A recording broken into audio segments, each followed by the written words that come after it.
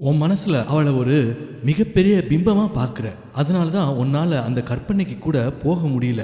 கொஞ்சம் கீழே வா, இயல்பான மனநிலையில பாரு, அப்போ உன்னால ஏத்துக்க முடியும் என்று விஜய் அறிவுறுத்தியதும் கார்த்தி தொடர்ந்து அவனை விடாதவனாக, சரிப்பா, நான் நீ சொல்றதெல்லாம் ஏத்துக்கிறேன், அதுக்கு என்ன ஆதாரம்? அதை நீ காமிக்கிற வரைக்கும் என்னால இதை நம்பவே முடியாது என்றான். விஜய் அவனிடம், போன வாரம் ஒரு 4 நாள் நான் பத்மா கூட தான் கோவாவிலையும் மும்பையிலையும் தங்கியிருந்தேன் என்றதுமே கார்த்தி அதை நிராகரிப்பவனாக, கதை, சுத்த கதை, நான் நம்பவே மாட்டேன் என்று பொறாமையில் வருத்த வானொலியைப் போல் வெடிக்க துவங்கினான். இதை கண்ட விஜய், ஏன் இப்படி இவன் இருக்கான் என்றபடியே கார்த்தியிடம், எனக்கு தெரியும் இதெல்லாம் நீங்க நம்பவே மாட்டீங்கன்னு, அதான் உங்க யார்கிட்டையுமே இதை சொல்ல வேணாம்னு நினைச்சேன். கார்த்தி இப்போது விஜயிடம், சரி அவ கூட போனேன்னு சொல்றல்ல, ஏதாவது ஒரு போட்டோ இருந்தா காட்டு, நம்புறேன் என்றான். அந்த காலகட்டத்தில் வந்திருந்த கைபேசியில் கேமரா எடுப்பதற்கு ஓரளவே வசதி இருந்ததால் அவளுடன் தோள் மேல் கை போட்டு கொண்டிருக்கும் போட்டோ மற்றும் சில போட்டோக்களை காண்பித்தான். அந்த புகைப்படம் ஓரளவு இருவருடைய படமும் தெரியக்கூடியதாகவே இருந்தது. ஆனால் அதனை கண்ட கார்த்தி, மச்சான் மார்பிங் பண்ணிட்ட போல என்றான். ஏன் மச்சான் என் தலையை சுத்த விடுற? நான் இதெல்லாம் நம்பவே மாட்டேன். நீ எவன்கிட்டயோ கொடுத்து அவளோட சேர்ந்து இருக்கிற மாதிரி ஜிகினா வேலை பண்ணிட்டு என்கிட்ட காமிக்கிற என்று சிரித்தான். இவன் ஏன் இப்படி இருக்கான் என்று எரிச்சலான விஜய், விடு கழுத, இவன் நம்பனா நம்புறான், நம்பலைனா போறான் என்று அவனிடம், எப்பா சரி நீ நம்பலையா, ரொம்ப சந்தோஷம், நீ கொஞ்ச நேரம் இரு, நான் போய் குளிச்சுட்டு வந்துடுறேன், அதுக்கு பிறகு நானும் நீயும் போய் மதிய சாப்பாட்டை கொடுத்துட்டு வந்துடுவோம், என்ன சரியா என்றபடி குளிக்கச் சென்றான். இவன் குளிக்கச் சென்றதும் கார்த்தியின் மண்டை பரபரக்க தொடங்கியது. இவன் உண்மை சொல்றானா இல்லைனா புருடா எதுவும் விடுறானா? இவன் சொல்றதையெல்லாம் கேட்கும்போது மண்டை சும்மா கிறுகிறுன்னு சுத்துது. இதை எப்படி உறுதிப்படுத்துறது என்று யோசித்தவன் அவனுடைய கைபேசியில் இவன் சொல்றது உண்மையா இருந்தா நிச்சயமா பத்மாவோட தற்போதைய கைபேசி எண் இவன்கிட்ட இருக்கணும் என்று விஜய் வருவதற்குள் அவனுடைய கைபேசியில் உள்ள எண்களின் பெயர்களை துழாவினான். அப்பெயர்களை துழாவிக்கொண்டே வந்தபோது பத்மாவினுடைய பேர் பத்து என்று போட்டபடி அதில் விஜய் பதிவிட்டிருந்தான். வேக வேகமாக அப்பெயரில் உள்ள எண்ணாக தான் இருக்கக்கூடும் என்று அதை அவனது கைபேசியில் பதிந்து கொண்டான். குளித்து முடித்துவிட்டு விஜய் குளியலறையிலிருந்து தாழ்பாலை திறக்கும் சத்தத்தை கேட்டவுடன் சடார் என்று கைபேசியை இருந்த இடத்திலேயே வைத்து விட்டான். விஜய் வெளியே வந்ததும் அந்த பத்திரிகையை பார்த்து கார்த்தியை வெறுப்பேற்றும் விதமாக, ஐயோ என் பத்து என்ன அழகா இருக்கான்னு பாரேன், உம்மா உம்மா என்று பத்திரிகையில் இருந்த பத்மாவை முத்தம் பதித்தான். அதை கவனித்த கார்த்தி, இவன் பத்துங்கிறான், அப்போ அது நடிகை பத்மாவோட நம்பரா தான் இருக்கும் என்று தீர்மானித்து கொண்டான். அதற்கு பின் வீட்டின் கீழே சென்றவர்கள் அத்தை செய்து வைத்திருந்த மதிய சாப்பாட்டை எடுத்துக்கொண்டு மருத்துவமனைக்கு செல்ல ஆயத்தமாயினர். கார்த்தியினுடைய வண்டியில் இருவரும் சென்று கொண்டிருந்த போது கார்த்தியிடம் விஜய், டே நான் ஒரு ஸ்டுடியோ போடலான்னு இருக்கேன், அதுக்கு பத்மா பணம் தரேன்னு இருக்கா, அதான் வீட்டில் கீழேயோ மேலேயோ இடம் கேட்டிருக்கேன், உனக்கு தான் தெரியுமே எப்போதும் போல என் தம்பிங்க இடம்லாம் தர முடியாதுன்னு சொல்லிட்டு இருக்கானுங்க, அப்பாவுக்கு எல்லாம் நல்லபடியா முடிஞ்சதுக்கு அப்புறம் தான் எங்க இடம் தரப்போறாங்கன்னு பேசணும் என்றான். இதை கேட்ட கார்த்தி நக்கலாக, எவ்வளவு பணம் மச்சான் உனக்கு பத்மா, சாரி பத்து தரேன்னு சொல்லியிருக்கா என்றதற்கு, தெரியல பார்த்துக்கலாம்னு சொன்னா, நான் கூட வேண்டாம்னு தான் சொன்னேன், அத்தை கிட்ட வாங்கிக்கிறேன்னு சொன்னேன், அவ தான் பரவாயில்ல நான் உதவி பண்ணாம உனக்கு யாரு உதவி பண்ணுவான்னு சொன்னா, இப்போ வாங்கிப்போம், அப்புறம் திரும்ப நல்லா வந்தா கொடுத்துருவோம், என்னதான் இருந்தாலும் ஒரு பொண்ணுகிட்ட இருந்து வாங்குறது அவ்வளோ நல்லா இல்லை கார்த்தி என்றான் விஜய். ஆனால் கார்த்தி இவன் கூறுவதை எதையும் நம்ப தயாராக இல்லை. இவனுக்கு பாவம் அவன் மேல பைத்தியம் பிடிச்சிருச்சு. அவ போய் இவன் ஸ்டுடியோ கட்டுவதற்கு பணம் கொடுத்து உதவி பண்றேன்னு சொன்னாலாம். இதெல்லாம் நம்பவா முடியுது? இவன் ஒரு சுத்த பைத்தியக்காரன். இன்னும் கொஞ்ச நாள்ல பத்மா பைத்தியம் பிடிச்சு ரோடா சட்டையை கிழிச்சிட்டு அலைய போறான் போல, பாவம் என உள்ளூர நினைத்து கொண்டான். இவனை எப்படி தெளிய வைக்கிறது? இதை இவங்க அத்தை கிட்ட சொன்னாதான் சரி, இவனை அவங்களால தான் தெளிவுபடுத்த முடியும்.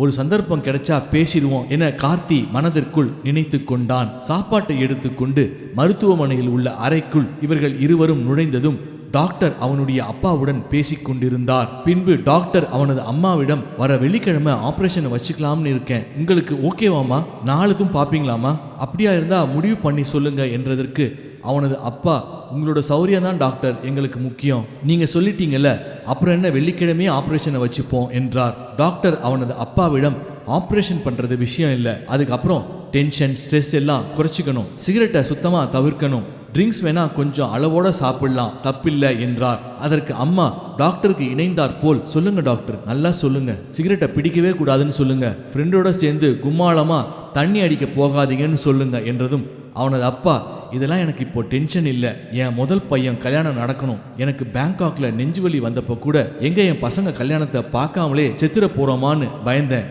ஆனா நல்ல வேளை, விதி நான் இருக்கணும் போல என்றார். அதற்கு பின் டாக்டர் வெளியே கிளம்பியதும் விஜயின் நண்பன் கார்த்தி, என்ன அங்கிள் எப்படி இருக்கீங்க என்றதற்கு நலமாக இருக்கிறேன் என விஜய் அப்பா சிரித்தார். அதன் பின் கார்த்தியிடம், என்னப்பா உங்க வீட்டில் உனக்கு கல்யாணம் பேசலையா என்று கேட்டதற்கு, இல்ல அங்கிள் இப்பதான் பேச ஆரம்பிச்சிருக்காங்க என்றான். அப்போது பத்மா விஜயினுடைய கைபேசிக்கு அழைத்தாள். விஜய் போனை எடுத்ததும் அங்கு என்ன நிலவரம், அப்பா நலமா இருக்காரா என நலம் விசாரித்தாள். அதன் பின், இன்றைக்கு பாத்தியா அந்த பத்திரிக்கையில அட்டைப்படம் என்றதற்கு, அதை என் நண்பன் கார்த்தியை விட்டு 2 பத்திரிக்கை வாங்கினேன், அதுல ரொம்ப அழகா இருந்த என்னோட காந்த கண் அழகி என்றான். அதற்கு பத்மா, போதும் போதும் ஊத்துனது, ஏன்னா எனக்கு இங்க வரைக்கும் வடியறது என்றாள். விஜய் அவளிடம், என்னோட ரொம்ப நெருங்கிய நண்பன் கார்த்தி, சரி நண்பன் தானேன்னு நம்ம 2 பேர் விஷயத்தையும் சொன்னேன், அவன் என்னடான்னா கற்பூரம் ஏத்தி சத்தியம் செஞ்ச மாதிரி இருக்கவே இருக்காதுங்கிறான். அதற்கு பத்மா, விடு கழுத, அவன் நம்புனா என்ன நம்பாட்டி நமக்கு என்ன, அப்புறம் வீட்டில் சொல்லிட்டியா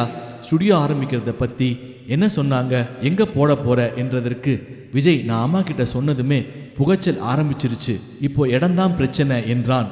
அதற்கு பத்மா, கீழே ஸ்டுடியோ போடு, ஏன்னா அப்போதான் வரவாளுக்கு வசதியா இருக்கும், இல்லைன்னா வீட்டுக்குள்ள நுழைஞ்சு மேலே வரைக்கும் வரணும் என்றாள். தெரியல பத்மா, அப்பா வேற இந்த நிலைமையில இருக்காரு, அவருக்கு சுமூகமா எல்லாம் முடிஞ்சதுக்கு அப்புறமா தான் உட்கார்ந்து பேசணும் என்றான். அப்போ பணம் என்ன, இப்போ டிரான்ஸ்ஃபர் பண்ணி விடவா என்றதற்கு, இல்ல வேண்டாம், ஒரு 10 நாள் ஆகட்டும், முதல்ல வீட்டில் இடம் எங்க தராங்கன்னு முடிவு பண்ணிட்டு அப்புறமா பணம் வாங்கிக்கிறேன் என்றான். அதற்கு பத்மா, எது எப்படியோ நீ நல்லா வரணும், வருவேங்கிற நம்பிக்கை எனக்கு இருக்கு, என்ன ஒரு சிலருக்கு கொஞ்சம் நாழி ஆகலாம், ஆனா அவளெல்லாம் பெருசா ஜெயிச்சிருவா என்றாள். சரி சரி, நேரம் கிடைக்கிறச்சே இந்த பத்மாவை ஞாபகம் வச்சு ஃபோன் பண்ணு என்றாள். விஜயினுடைய அப்பாவுடன் பேசிக் கொண்டிருந்த கார்த்தி அறையிலிருந்து வெளியே வந்தான். இவன் வெகு நேரம் கைபேசியில் பேசிக் கொண்டிருந்ததை பார்த்தவன், என்ன மச்சான், யாரோட இவ்வளவு நேரம் கடலை போட்டுட்டு இருந்த என்றான். அதற்கு பத்மா தான் இவ்வளவு நேரம் பேசிட்டு இருந்தாடா, ஜஸ்ட் மிஸ், நீ வந்திருந்தன்னா உன்னையும் அவ கூட பேச வச்சிருப்பேன், சரி விடு, அடுத்த முறை இருந்தேன்னா கண்டிப்பா உன்னை அவளோட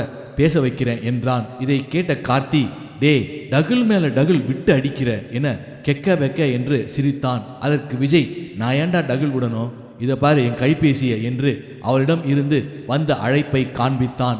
அதில் அவளுடைய எண்ணில் பது என்று பெயரிட்டு இருந்தது. அதை பார்த்ததும் கார்த்தி நம்பாமலும் இருக்க முடியாதவனாக, ஏதோ சொல்ற பாப்போம் என அழுத்து கொண்டான். பின்பு இருவரும் மருத்துவமனையிலிருந்து கிளம்பி வீட்டிற்கு சென்றனர். அப்போது விஜய் கார்த்தியிடம், என்னடா இன்னைக்கு வேலைக்கு போகலையா, இங்க கிளம்பி வந்துட்ட என்றதற்கு, போகணும், ஆபீஸ் போறதுக்கே பிடிக்கல, எனக்கு புதுசா வந்த சூப்பர்வைசர் வேற ராவடி பண்ணிட்டு இருக்கான், அதான் இன்னைக்கு போகலாமா வேண்டாமான்னு யோசிக்கிறேன் என இழுத்தான். அப்ப விடு, இன்னைக்கு போகாத, கேட்டா உடம்பு சரியில்லைன்னு சொல்லிக்கோ, நாமளும் சரக்கு போட்டு நாள் ஆகுது, நேரா வண்டிய கிளப்புக்கு விடு, போய் சில்லா 2 பீரை போடுவோம் என்றதும் கார்த்தியும் குஷியாக, ஆமா மச்சான், நானும் சரக்கு அடிச்சு நாள் ஆகுது, போவோம் என்றபடி கிளப்புக்கு சென்றனர். அங்கு அவர்கள் இருவருக்கும் பீர் ஆர்டர் செய்யப்பட்டது. இருவரும் பேசிக்கொண்டிருந்தபடியே பீர் அருந்த துவங்கினர். அப்போது விஜய் கார்த்தியிடம், நம்மளோட லட்சியங்கள் பெருசா இருந்தா கடவுளோட செயல்பாடும் பெருசா இருக்கும் போல, பாரு நானா பதுவை தேடி போனேன், அதுவா அமைஞ்சுது, வாழ்க்கையில பெருசா ஜெயிக்கணும் மச்சான், நம்மளை பார்த்து பல பேர் இவனை போல வந்து காமிக்கணும்னு சொல்லணும் என்றான். இவனை தொடர்ந்த கார்த்தி, மச்சான் இந்த வேலையில எப்படியும் அடுத்த மாதம் எனக்கு ப்ரமோஷன் வரும்னு நினைக்கிறேன் என்றதும் விஜய் அவனிடம், மச்சான் எனக்கு உள்ளுணர்வு ஜாஸ்தி, நடக்க போகிறத முன்கூட்டியே கணிச்சிருவேன், இதை பற்றி உங்ககிட்ட கூட சொல்லி இருக்கேன், அந்த பத்மாவோட அட்டைப்படம் கூட பத்திரிக்கை மாறி வீட்டுக்கு வரும்போது கூட சொல்லியிருக்கேன், ஞாபகம் இருக்கா, நீங்கள் கூட அவள் என் பொண்டாட்டின்னு சொல்லும்போது சிரிச்சிங்களே என்றதும், அவ உனக்கு இன்னும் பொண்டாட்டியா ஆகலையே என்றான். விஜய் இப்போது அவனிடம், நான் சொல்றத ஒரு டைரி இருந்தா குறிச்சு வச்சுக்கோ, உன்னோட வேலைக்கு கூடிய சீக்கிரம் குண்டு வச்சிருவாங்க என்றதும் கோபமான கார்த்தி, ஏண்டா போதையில வளர்ற, அதுக்கு சான்ஸே இல்லை, என்னோட பெர்ஃபார்மன்ஸ் அப்படி என்றான். அதற்கு விஜய், சரிப்பா உனக்கு அறிவுறுத்தணும்னு தோணுச்சு, அதான் சொன்னேன், தப்பா எடுத்துக்காத என்றான்.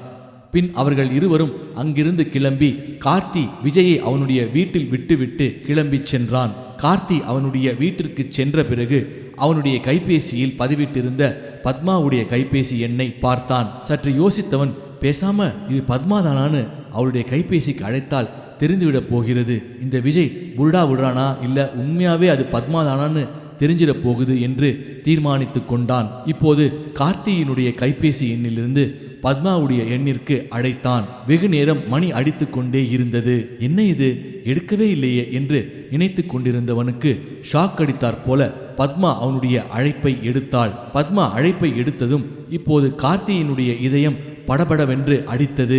அவளுடைய குரலை கேட்டதுமே அது பத்மா தான் என தீர்மானித்து கொண்டான். இப்போது அழைப்பை துண்டித்தால் நிச்சயம் அவளுக்கு சந்தேகம் ஏற்படும் என முடிவு செய்தவன் பதறிய குரலில், குமார் இருக்காரா என்றான். அதற்கு பத்மா, இல்ல இது குமார் இல்ல என்று ஆங்கிலத்தில் கூறியபடியே, which number do you want, தங்களுக்கு எந்த நம்பர் வேண்டும் என்றால். கார்த்தி பயந்து கொண்டே, சாரி ராங் நம்பர் போட்டுட்டேன் என்று அழைப்பை துண்டித்தான். இவன் அழைத்தது பத்மாவிற்கு மிகுந்த சந்தேகத்தை ஏற்படுத்தியது. நிச்சயமா இவன் விஜயோட நண்பன் கார்த்தியா தான் இருக்கணும் என முடிவு செய்து கொண்டாள். பின் அந்த நம்பரை குறித்து கொண்டு விஜயை அழைத்தாள். சற்று போதையில் இருந்தவன் நன்றாக தூங்கிக் கொண்டிருந்தான். இவளுடைய அழைப்பை பார்த்ததும் எடுத்து, என்னம்மா பது, நல்லா தூங்கிட்டு இருக்கேன் என்றதும், சரி அப்போ தூங்கி எழுந்து ஃபோன் பண்ணு என்றாள். சற்று நேரம் அயற்சியாக தூங்கி முடித்தவன், பத்மா எதுக்கு கூப்பிட்டா, என்ன அவசரம் என்று அவளை அழைத்தான்.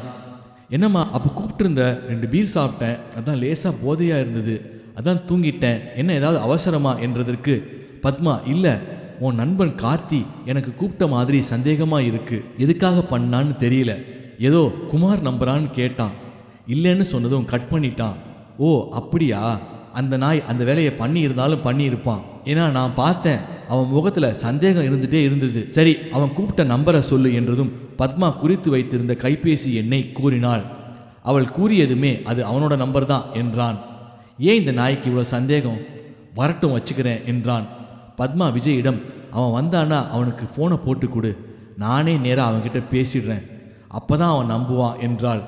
அதற்கு விஜய், இவ்வளோ சீப்பாக நடந்துக்கிறானே, நான் அவன் மேலே எவ்வளோ மரியாதை வச்சுருந்தேன், வரட்டும் அந்த ராஸ்கல், நானே அவனுக்கு இப்போ ஃபோன் பண்ணி வீட்டுக்கு வர வைக்கிறேன் என்றான். சரி நீ எதுவும் டென்ஷன் ஆக வேண்டாம் பத்து, நான் அவன்கிட்ட பேசிக்கிறேன் என்றான். இப்போது கார்த்தியை அவனுடைய கைபேசியில் அழைத்தான். டே கார்த்தி, எங்கடா இருக்க, கொஞ்சம் அவசரம் வர முடியுமா, அப்பாவுக்கு கொஞ்சம் மருந்தெல்லாம் வாங்கி கொடுக்கணுமா, அதான் நாளைக்கு ஆப்ரேஷன் இல்லை, அம்மா மட்டும்தான் அங்கே தனியாக இருக்காங்க, நீ கொஞ்சம் என் வீட்டுக்கு வந்தேன்னா நாம் 2 பேரும் போய் வாங்கி கொடுத்துட்டு வந்துடலாம் என்றதும் கார்த்தியும் வருவதாக தெரிவித்தான்.